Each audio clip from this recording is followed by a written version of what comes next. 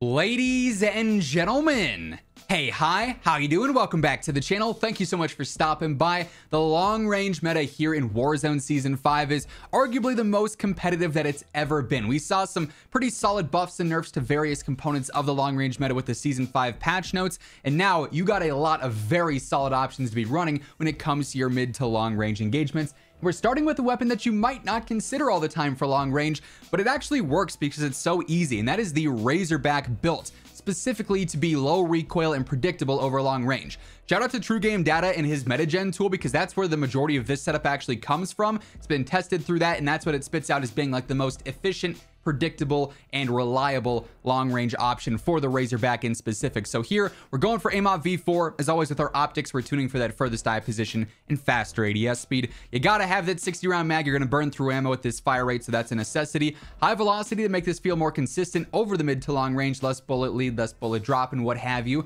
The Proto Underbarrel, it's unique to the Razorback, and it is so good for stabilization and stability. It's gonna make that recoil pattern super predictable. And then one of the most important parts of this setup is the Komodo heavy compensator for me, because this focuses specifically on horizontal control, which means that your pattern is going to be turned to be largely vertical, and that's so easy to predict and so easy to control over a gunfight that you're going to be able to consistently land shots on enemies that are 50, 60, 70, 80 meters and beyond, and you know, just fry them. So this is an underutilized long-range weapon, but it gets the job done when you know how to use it. Now, a bit of a more standard long-range weapon here, the Kastov 7.62. This thing is the most powerful rifle in the game and the best TTK rifle over long range if you're just straight up hitting a nice combination of shots to the upper body, which is pretty doable because this setup is based around making this weapon pretty easy to use. Again, we got AMOV V4. The 40 round extended mag's the max here, but the fire rate's not too outrageous, so that's not really a huge concern, honestly. 7.62 high velo, yet again. Ripper underbarrel in this case for that better stability and stabilization, just gonna make that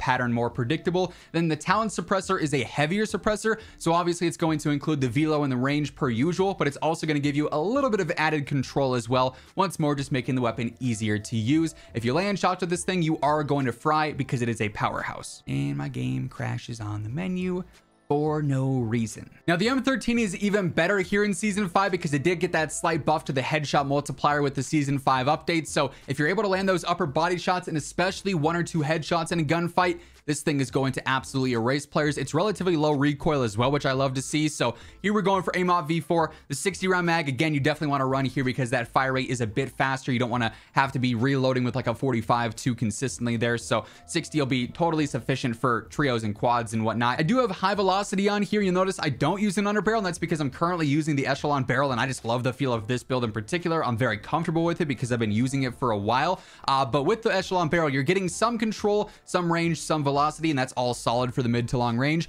But if you want a more consistent and I guess predictable recoil pattern, you could always drop either high velo or the echelon barrel and throw on like a ripper underbarrel. No wrong answer there really between those three though. Then I go for the Harbinger suppressor, a heavier option here yet again. So better control, better velo, better damage range, all in one attachment there. Really fun, really consistent, and now even better long range rifle. Now somehow the RAAL got a buff in Season 5, so it's even better once more. And we already know this thing is the king of power here in Warzone 2. This thing can erase anyone over range if you land your shots, and that's what this setup is meant to help you do. It's very recoil heavy. We got the AMOV V4, but of course, if you're more comfortable with a different optic, always run that. Stip 40 rear grip, straight up better recoil control, so that's going to help out, make the shots more consistent here. Dune underbarrel for stability and steadiness. This is a super clutch attachment, makes the weapon way more predictable and way more controllable.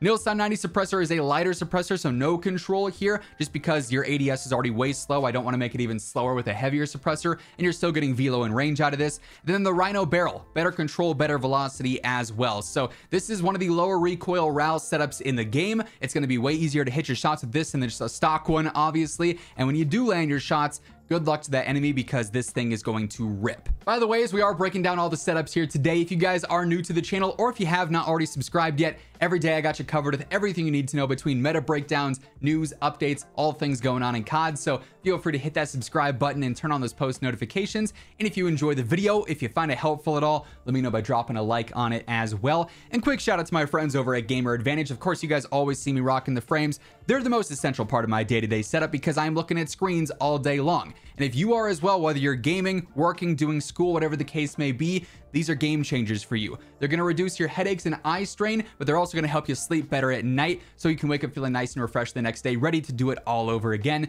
If you ever want to get a pair for yourself, throw in code Immortal at checkout. You can get that nice little discount on your order. You can even check out my custom bundle on the Gamer Advantage site. Link for that is going to be down below. Now, probably my favorite long range setup in the game right now is going to be the RAPP. I just love the feel of this gun. It absolutely fries when you land your shots, and it's surprisingly easy to do so. You would think that with an LMG that has a fire rate like this, it would be bouncing all over the place, but it's actually pretty steady and pretty predictable, especially with this setup on here. AMOT V4, pretty standard as always. TCG 10 rear grip for that better control. I do go for the 100 round mag here because that fire rate is so fast. I found myself reloading less with this, and anytime you can reload less with an LMG in this game, the better, obviously, right? Ripper under barrel, very standard. Talent suppressor yet again for the better control, velo, and damage range on there. Super consistent LMG. Like I said, probably my personal favorite of the category right now.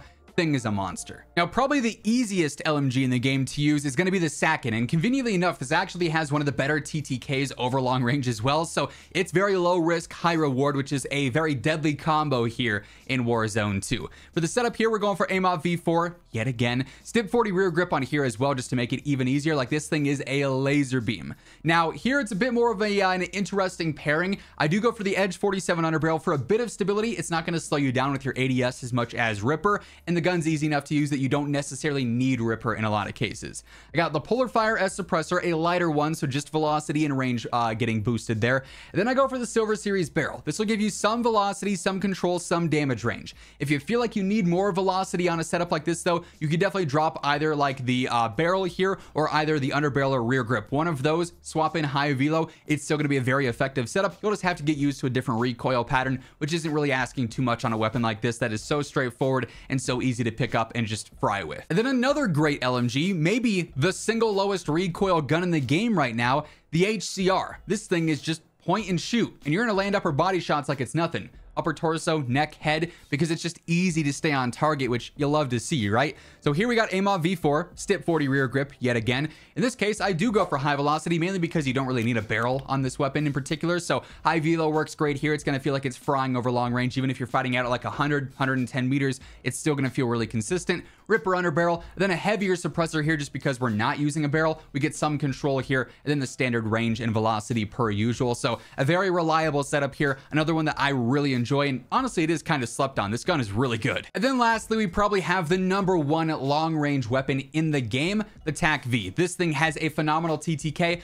It's a bit harder to use though. There is a decent amount of recoil here that you have to overcome and have to get used to. You're not going to be as accurate with this as you would a Sakin or an HCR or even some of the rifles like the M13. So keep that in mind. This is a higher skill gap weapon, but it's high risk, high reward. The thing can just melt.